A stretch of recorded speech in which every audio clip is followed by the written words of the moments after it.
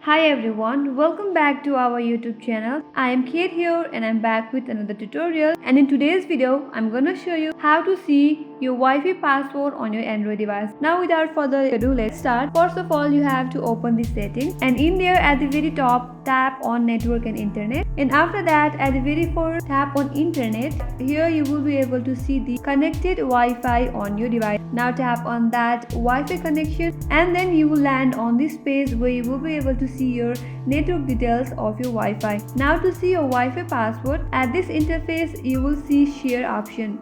Tap on share. Once you verify, you will see your Wi-Fi QR code, and on the bottom of that QR code you will be able to see your Wi-Fi password. So that is how you can simply see your Wi-Fi password on Android when connected.